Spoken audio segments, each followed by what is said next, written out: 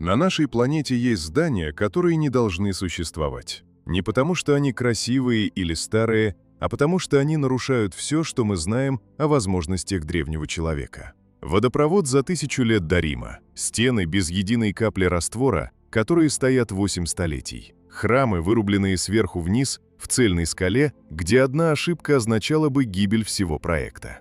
6 сооружений на 4 континентах, и у каждого из них есть одна общая черта. Официальная версия строительства вызывает больше вопросов, чем ответов.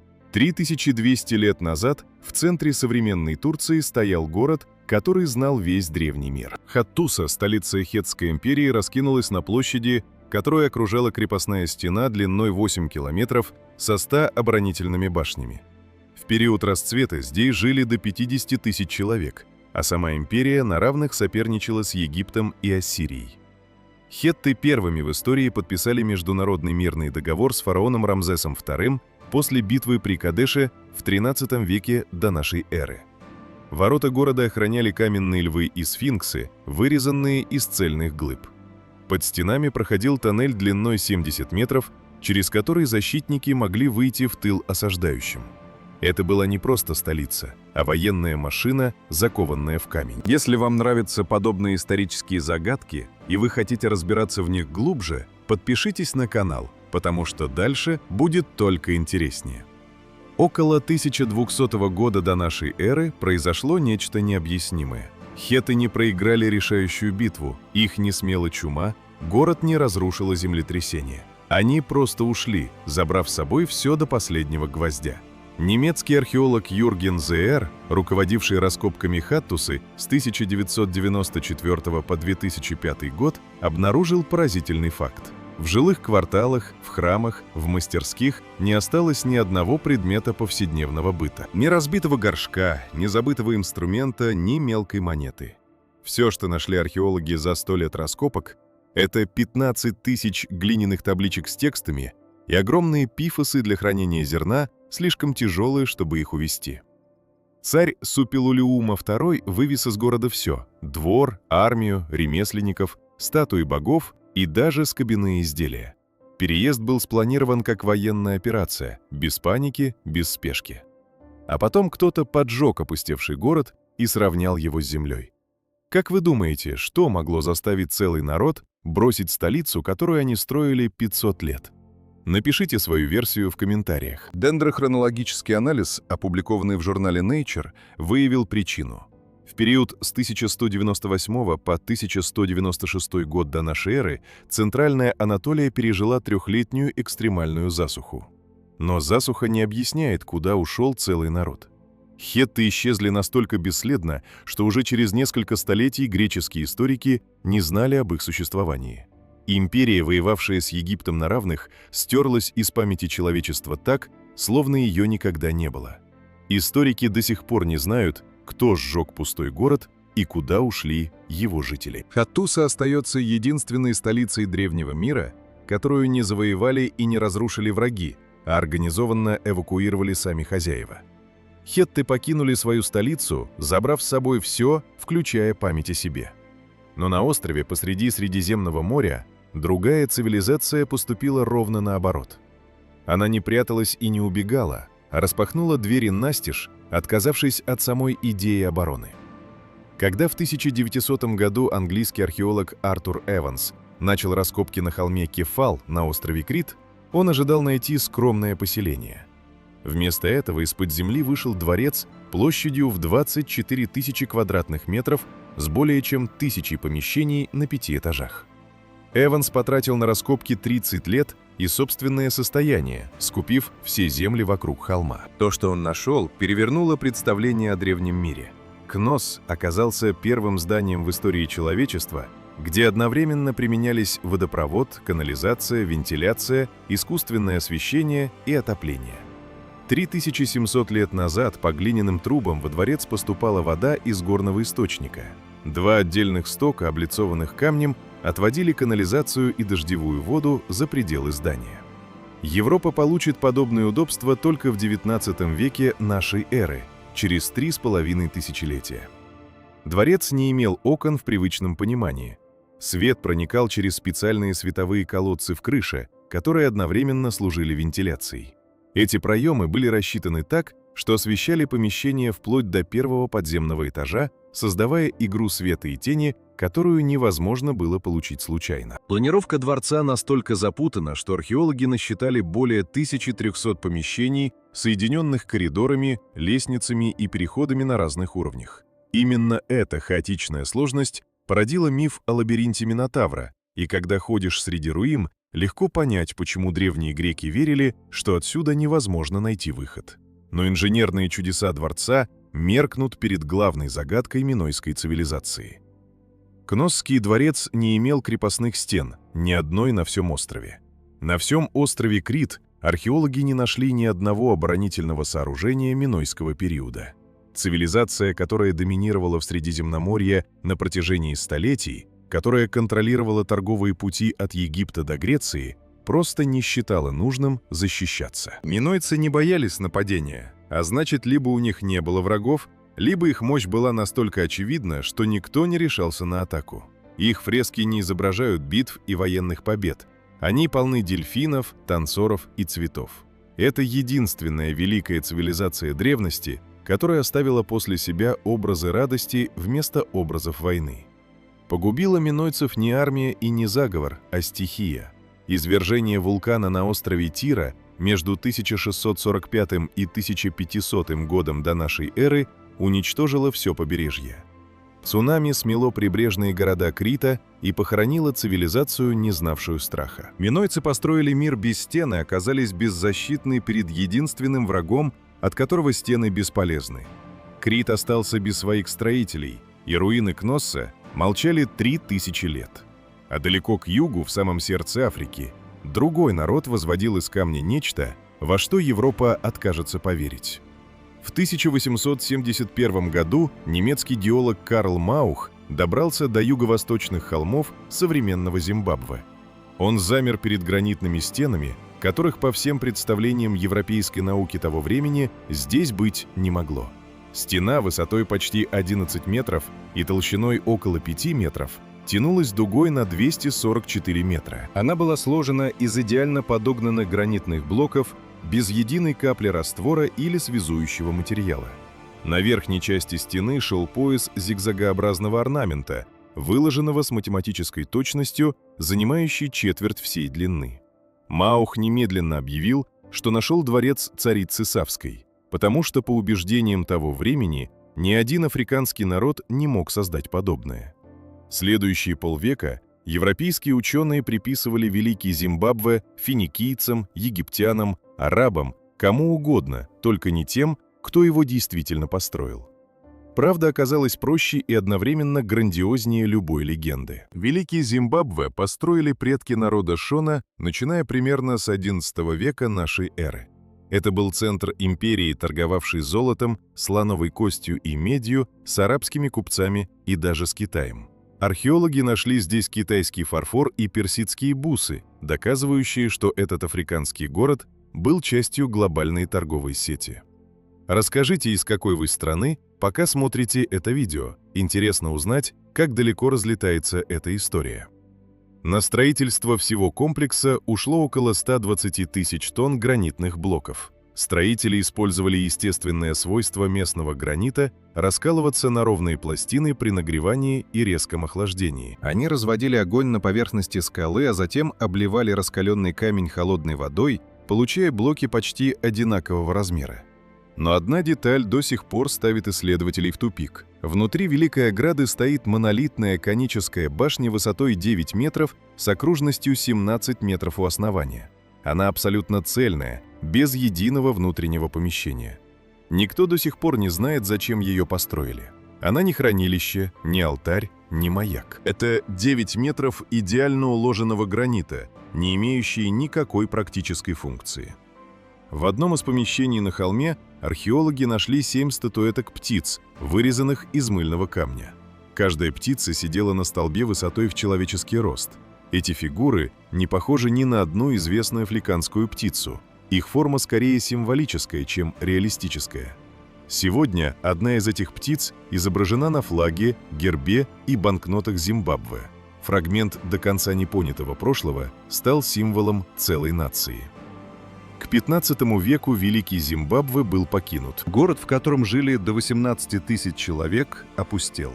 Причина этого исхода до сих пор остается предметом споров. То ли ресурсы истощились, то ли торговые пути сместились, то ли политические распри разорвали империю изнутри. Африканские строители ушли, оставив после себя немой каменный вопрос. Но на другом конце Аравийского полуострова набатеи задали миру вопрос совершенно иного рода. Зачем вырезать в скале дворец, если за его фасадом ничего нет? Когда швейцарский путешественник Иоганн Людвиг Буркхарт в 1812 году протиснулся через узкий каньон Сик, он увидел фасад, который невозможно забыть. Перед ним возникла Эль-Хазне, так называемая сокровищница, вырезанная в песчаниковой скале на высоту около 40 метров. Колонны, карнизы, статуи в нишах – все это высечено из цельной горной породы сверху вниз, без единого поставленного блока. Каньон Сик, ведущий к городу, тянется на 1200 метров между скалами высотой до 80 метров. В самом узком месте стены сходятся так близко, что дневной свет едва пробивается сверху. Набатеи использовали этот каньон как естественную крепостную стену. Достаточно было перекрыть узкий проход, и город становился неприступным. Но защита была лишь побочной функцией Сика. Его главное назначение было театральным. Караванщик, проведший недели в пустыне, входил в прохладную тень каньона и шел по нему почти километр в полумраке. На последнем повороте перед ним внезапно открывался залитый солнцем фасад Эль-Хазне. Этот эффект был рассчитан с точностью режиссера, а не архитектора. Набатеи, арабский кочевой народ, превратили бесплодное ущелье в процветающий город на 30 тысяч жителей в одном из самых засушливых мест на Земле. Их инженерная система сбора воды поражает и сегодня. Каналы, вырубленные в скалах, цистерны, керамические трубы и дамбы. Все это собирало каждую каплю дождевой воды, который выпадал здесь лишь несколько раз в году. Они превратили пустыню в оазис силой инженерной мысли, а не магии. Но за великолепными фасадами Петры скрывается странная пустота. Комнаты внутри скальных гробниц грубые, необработанные и маленькие. Ни фресок, ни мозаик, ни следов роскошной жизни. Вся красота Петры обращена наружу, как театральная декорация, за которой нет сцены. Набатеи строили не для тех, кто войдет внутрь, а для тех, кто остановится снаружи и замрет от восхищения. Это был язык силы, написанный на камне для караванщиков, послов и потенциальных завоевателей. Сообщение было простым. Народ, способный вырезать дворец из горы, способен на все остальное. Петра пережила расцвет в первом веке до нашей эры, когда через нее проходили караваны с ладаном, специями и шелком. Набатеи контролировали торговлю между Аравией, Египтом и Римом и богатели на таможенных пошлинах. Но в 106 году нашей эры Рим аннексировал Набатейское царство, торговые пути сместились к морским портам, и Петра начала медленно умирать. Землетрясение 363 года уничтожило половину города, а его жители ушли, оставив каменные фасады стоять вечным памятником народу, который говорил горами. Набатеи использовали камень как средство коммуникации с миром. Но в пещерах индийского штата Махараштра древние мастера пошли дальше и превратили камень в послание, которое светится в темноте уже 1500 лет. В 1819 году британский офицер Джон Смит охотился на тигра в джунглях Западной Индии. Продираясь сквозь заросли над рекой Вакхур, он случайно заметил в скале вход, заросший лианами. За ним открылся зал, от которого у офицера перехватило дыхание. 30 пещерных храмов, вырубленных под ковообразной скале над ущельем, оставались скрыты от мира почти 1000 лет. Джунгли поглотили их так полно, что даже местные жители не подозревали об их существовании. Аджанта строилась на протяжении 700 лет, начиная со II века до нашей эры. Монахи вгрызались в базальтовую скалу, создавая залы с колоннами, со сводчатыми потолками и скульптурами, которые кажутся живыми в свете факела. Работа шла без чертежей в нашем понимании. Мастера начинали с потолка и двигались вниз, оставляя колонны и арки нетронутыми, чтобы они поддерживали свод. Ошибка в расчетах означала бы обрушение всего зала, поэтому каждый удар зубила требовал абсолютной точности. Самый большой зал, пещера номер 10, уходит вглубь скалы на 30 метров, а его потолок повторяет форму деревянных балок, хотя вырезан из цельного камня. Мастера имитировали архитектуру деревянных храмов в граните, словно переводили один язык строительства на другой. Но главное сокровище Аджанты не в камне, а на его поверхности. Фрески, покрывающие стены и потолки, выполнены красками, рецепт которых утрачен. Пигменты сохранили яркость спустя 1500 лет, пережив жару, влагу и нашествие насекомых. Реставраторы до сих пор не могут полностью воспроизвести состав этих красок. Известно, что мастера использовали минералы лазурит и малахит, растительные соки и клеящие вещества на основе камедий. Но точные пропорции и способ нанесения, который сделал эти росписи практически вечными, остаются загадкой. Еще одна деталь, которую сложно списать на случайность. В пещере номер 19 луч солнца в день равноденствия проникает через входной проем и падает точно на центральную скульптуру Будды в глубине зала. Это означает, что архитекторы рассчитали угол входа, ориентацию пещеры и расположение скульптуры так, чтобы свет и камень встретились в нужной точке дважды в год. Аджанту забросили в VII веке нашей эры, когда буддизм в этом регионе уступил место индуизму. Монахи просто ушли, и лес закрыл за ними дверь на 1000 лет. Аджанта простояла в забвении целое тысячелетие, но сохранилась почти в идеальном состоянии. Последний пункт нашего путешествия находится в месте, где камень хранит не рисунки, а молитвы, которые звучат непрерывно вот уже 8 столетий. В конце XII века эфиопский царь по имени Лалибела вернулся из 13-летнего паломничества в Иерусалим с одержимостью, которая изменит облик его страны навсегда. Он приказал построить новый Иерусалим прямо здесь, в горах Эфиопии, чтобы верующим не приходилось совершать опасное путешествие на Ближний Восток. Результат его одержимости невозможно осознать, пока не встанешь на краю и не посмотришь вниз. 11 церквей вырублены в красноватом вулканическом туфе сверху вниз, ниже уровня земли. Самая знаменитая из них, церковь Святого Георгия, представляет собой крест 12 на 12 метров, уходящий вглубь скалы на ту же глубину. Чтобы добраться до входа, нужно спуститься по узкому коридору, прорубленному в камне. Сверху церковь выглядит как гигантский каменный крест, вдавленный в землю рукой великана. Церковь Спасителя мира, самый большой храм комплекса, считается крупнейшим в мире зданием, целиком высеченным из скального массива. Его размеры поражают. Длина 33 метра, ширина 23, высота более 11 метров. Внутри стоят колонны, поддерживающие потолок, и каждая из них является частью монолита, а не отдельным элементом. Здесь встречаются греческие колонны и арабские окна, древняя свастика и звезда Давида, словно строители собрали символы всех известных им религий и культур. По подсчетам археологов, для создания всего комплекса потребовался труд не менее 40 тысяч человек. Местная легенда утверждает, что днем работали люди, а ночью их сменяли ангелы, удваивая скорость строительства. Верующие говорят, что весь комплекс был закончен за 23 года правления Лалибелы. Но исследования кембриджского археолога Дэвида Филлипсона показали кое-что неожиданное.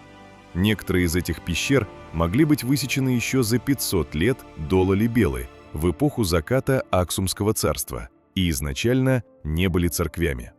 Раскопки, опубликованные в журнале «Антиквити», обнаружили под полами храмов остатки стен XI века, за 2 столетия до того, как Лалибела стала центром христианства. Это значит, что царь Лалибела, возможно, не создавал храмы с нуля, а переосмыслил то, что уже существовало, дав древним пещерам новую жизнь и новый смысл. Но даже если основа была готова, объем работы остается колоссальным. Каждая деталь интерьера, каждая арка, каждое окно в форме креста вырезаны изнутри монолита, и ни одну из них нельзя было исправить в случае ошибки. Храм без единого шва, без единого приставного блока – это не строительство в привычном смысле, а скульптура размером со здание. По узким тоннелям, прорубленным в скалах, можно перейти от одной церкви к другой, не поднимаясь на поверхность. Служители говорят, что многие проходы сейчас замурованы, а о некоторых не знают даже они сами. Каждое утро еще до рассвета к вырубленным в камне ступеням идут паломники в белых одеждах. Они несут свечи и молитвенники, и их пение разносится по каменным коридорам, которые усиливают голоса, как природный собор. Лалибела остается единственным местом на Земле, где храмы, вырубленные в скале 800 лет назад, используются каждый день по своему прямому назначению. Это не музей и не руины, а живая дышащая вера, одетая в камень. Мы прошли путь от Турции до Эфиопии, от Крита до Африки, от иорданских пустынь до индийских джунглей. 6 мест, 6 народов, разделенных тысячами километров и тысячелетиями. Но каждый из них сделал одно и то же. Взял самый упрямый материал на планете и заставил его говорить. Хетты вложили в камень свой страх и свой уход. Минойцы отказались прятаться за ним. Африканцы Шона заставили гранит танцевать без раствора. Набатеи превратили скалу в политическое заявление. Индийские монахи нарисовали на камне вечность, а эфиопы вырубили в нем молитву, которая звучит по сей день. Мы привыкли думать, что прогресс движется по прямой, от простого к сложному, от пещеры к небоскребу. Но эти 6 мест доказывают, что прямой линии не существует. Были эпохи, когда люди умели то, чего не умеем мы, и теряли это умение так же легко, как мы теряем пароли от почты. Если вам запомнилось хотя бы одно из этих мест, расскажите в комментариях, какое именно и почему. Единственное, что отличает нас от строителей Хаттусы и Лалибелы, это не технология, а готовность работать над тем, что переживет тебя самого.